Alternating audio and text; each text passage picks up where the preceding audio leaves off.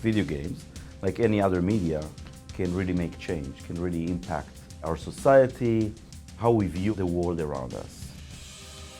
Games naturally challenge people with problems that they may not face in the real world, and they have to think about certain issues in ways they've never thought about them before. Live a day in, say, a homeless person's shoes within a simulation. It helps people understand that their outside view is not very well informed, and so they get a better perspective and they change perspective. If I wanted to get someone to understand what Games for Change is, I would get 3 of the best games, get them to play them for 10 minutes. You don't need more than that. When I came to the US from Israel, I decided to create a game called Peacemaker. Simulation about the Israeli-Palestinian conflict.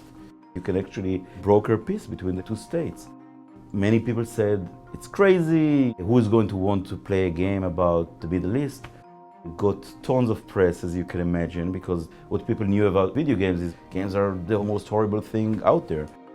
In the game, Nevermind, you go inside the subconscious mind of psychological trauma victims. Trauma can be so many different things. It has so many different faces, so many different stories. We want to have players walk away with maybe a better understanding and a little bit more empathy for what trauma might mean, because it's something that a lot of people deal with but don't want to talk about.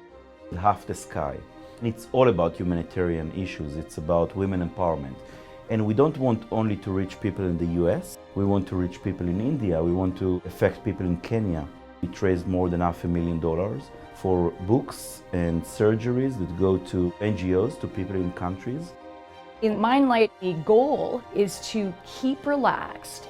This is the neurofeedback headset that it comes with. And there's one sensor right here at the front that is reading your brain waves. And the more relaxed you are, the bigger your mind light grows. In the game, we have been trying to teach kids, if you change the way you think, then the world out there looks different. It's an incredibly powerful metaphor.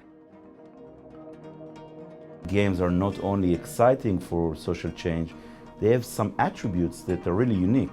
They're interactive, you can make decisions, you can get the consequences. In a way, you pave your own way. I think the sense of a geek culture in games has actually evolved. There are more people making different games, and the diversity of play has changed as well. We are not, as a region, discussing our diversity, introducing the world into our environment and our home and our norm. So I wanted to build a space that allowed me to tell and highlight the diversity in the Arab world. It's important that we create queer characters in games. If you have a kid who's a girl or queer or a person of color and they're playing games and they don't see themselves being represented in those games, they're going to assume that those games aren't made for them. For the Never Alone game project, our youth aren't connecting to our culture and our history in the same way they always have. So we wanted to create that really gentle invitation for them to reconnect with their, traditional stories and their art forms. What I hope is to truly be a positive force in this world that allows individuals, no matter who they are, what they believe in, where they come from, what sexual orientation they are, to better their life, to communicate with the world.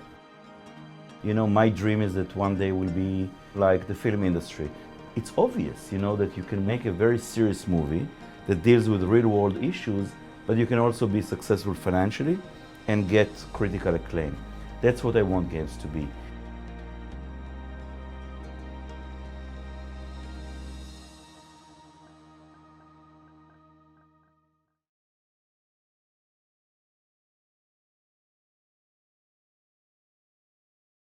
Thank you.